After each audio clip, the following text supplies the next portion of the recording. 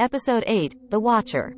Ever since the day my father's antique store went out of business, I've been seeing him. At first, it was as if he was a ghost, materializing out of nowhere in the places I least expected him. The first time I saw him was right after the store's closure. I had been taking a late-night stroll through the park, a habit of mine when I needed to think.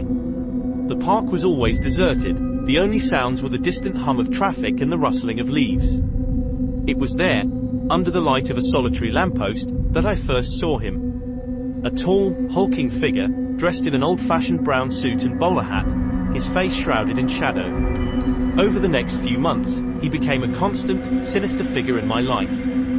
In the grocery store, I'd see him looming in the frozen food aisle, or catch a glimpse of his shadowy silhouette reflected in a car window. He was always at a distance, but his presence was undeniable, his proximity always unnerving. Then, he began to appear closer to my home. I'd see his silhouette from my kitchen window, standing across the street under the flickering streetlight, staring at my house. The police were no help.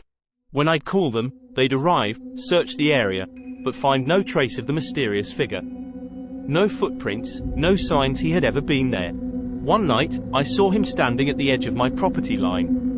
Close enough to see the curve of his sinister grin under the shadow of his hat, close enough to sense the malevolent delight in his piercing blue eyes.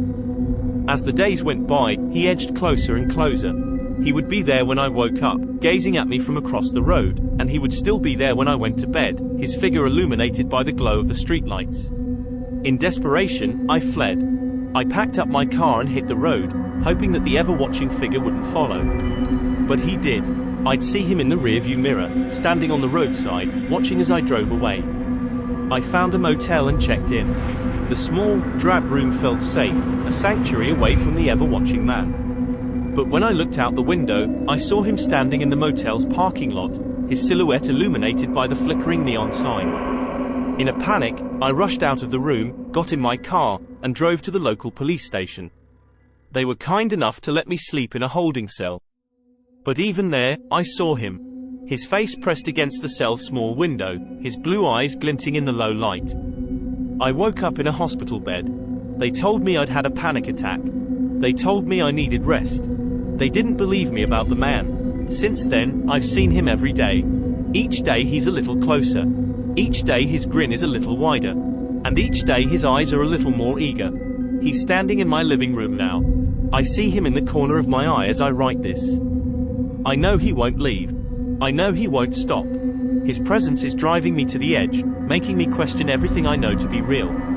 But I have to keep going, to keep living, for as long as I can. The one thing I regret is leaving my cat, Misty.